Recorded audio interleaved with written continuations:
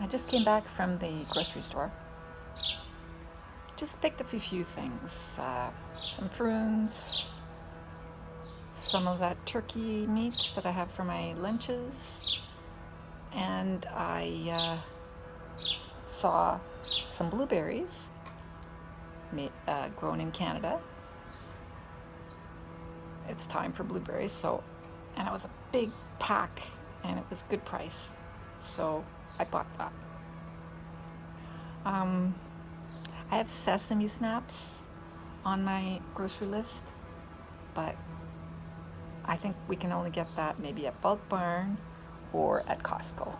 So the sesame snaps they had at Sobeys were 50 cents a piece. Well, if you can get them cheaper in bulk, I'll get them cheaper in bulk. At least I'd like to get a large pack of them, the one that I usually got in the past, and the one that my son gets at Costco. That's the one that I like. And they did not have that one, so no sesame snaps. That's the only thing on my grocery list. It was a good walk. It's brisk, nice in the sun. You can get hot in the sun, but in the shade it's cool, which is all right. Working on my coffee.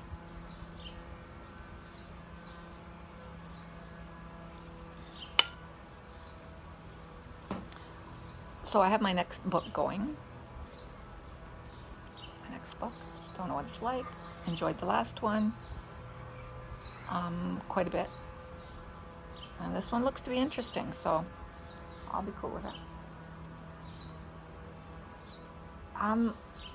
For what happened last time when I was talking about Martin Luther, my book on Martin Luther, is within a half an hour or so, I was done. I was so startled because there was that much left at the back of the book, but that, being as it's a scholarly book, a biography pretty much, lots of not footnotes but acknowledgments, no, those come at the beginning, things that follow, pretty much footnotes. Yeah, if they didn't have footnotes at the bottom of the page, yes, what are they called when they're not footnotes and they come at the back? Appendices? I don't know if it's an appendix. I can't remember. Anyway, there was that much at the end of the book that was not for reading. So, boom. After a couple of years, that book is done. It's kind of sad. But it was, the end of the book was just post-death stuff. How other characters or other people in the book had fared after Martin Luther's death. What happened to his wife, what happened to, people that he was mad at, people that he was looked up to, people that looked up to him, people, all that stuff. What happened in Germany in the period following his death, and so on and so forth. So there you go. I know everything there's to know about Martin Luther. Mm-hmm. Yeah. So I'll have to tell the owner of the bookstore where I bought it that I'm finally done. And then I thought, okay, now I need another book that I can go to when my iPad conks out. I thought, oh no. And I was looking through the books that I had on my shelf there, and I thought, I don't like this one, and this one I rejected, and that's, an odd one.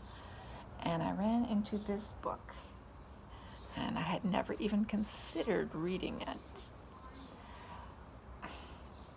It's a book that a former student of mine gave me when, I don't even know when. There's nothing in it other than a bookmark. I think he may have given it to me either for Christmas or when he was leaving. Russian hardcover book. written by Alexander Pushkin. Evgeny Onegin. I've heard of this, but I didn't barely look into it when he gave it to me, right? First of all, it's written in Russian and English. So, left-hand side is Russian, right-hand side is English. Kind of cool. And it is, it's poetry. That's kind of neat. I haven't read poetry in a while. So, as my alternate reading material,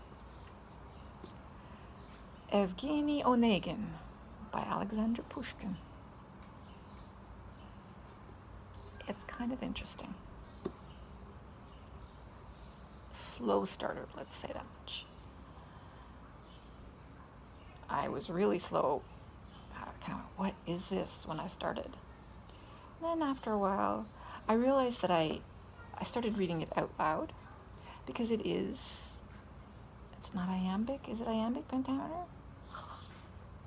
Anyway, it's meant to be, it's poetry. And so I read it a few stanzas out loud, and then I went, okay, I can get this in my head. Important work in verse. So it is the most important work in verse in Russian literature. Kind of neat to be getting this from a student. Hardcover. I mean, why does this guy have this? Anyway, Onegin stanzas, 14 lines.